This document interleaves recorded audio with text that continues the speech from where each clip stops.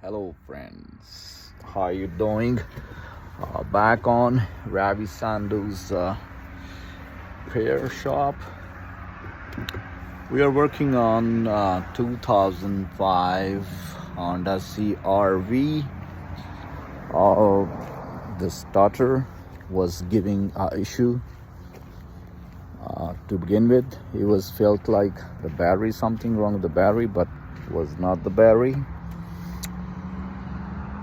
The starter was giving a issue. The brushes inside the starter was not good, so have already taken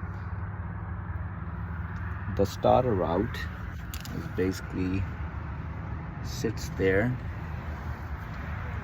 and well, this video is about you don't have to spend like $400 or $500 buying a new starter.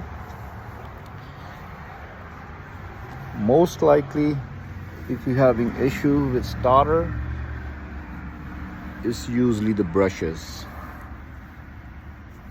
So let's get started and